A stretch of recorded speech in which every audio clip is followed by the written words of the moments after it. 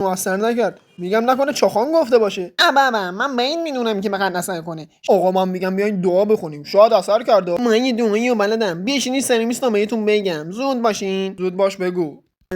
اصلا صلواتو چه ربطی به مشکل ما داره؟ باید کاری کردم امید تو دلتون انداختم. تو دهنتو ببندی کسی واقعا نمیگه لالی رایدر. من چرا دارم چرا ما همچین دارم میشم؟ چی شده؟ من حالا چه شکلی شدم؟ یکی بهم توضیح بده. وای چه خوشگل شدی. راست میگه خیلی قشنگ شدی ها. بابا مسخره نکنید. این چه حرفی میزنید؟ واسه ببینم چه شکلی شدم. این چرت و پرتایی که میگه چیه؟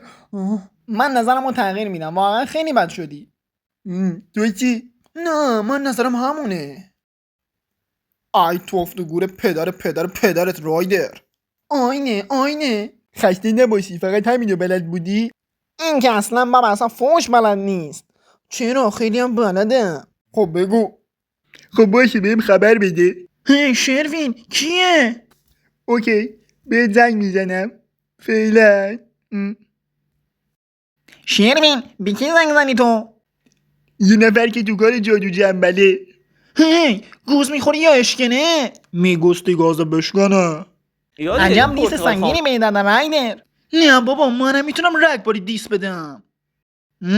خب اگه میتونی بده. آینه ترکوندی. رایدر این چی بود من خوردم؟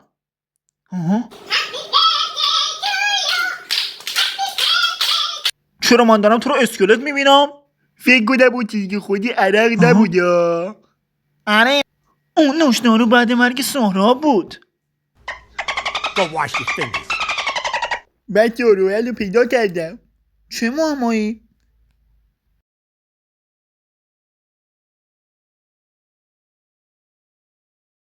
خب رایدر که نیومد، یکی از شما دوتا برین. خب سیدی برو در بزن برو تو. باشه میرم، فقط شرط یاد نرم. گفتیم من میرم در میزنم ولی تو ظرفا رو. باشه بابا من ظرفا رو میشورم. خب پس بریم تو کارش.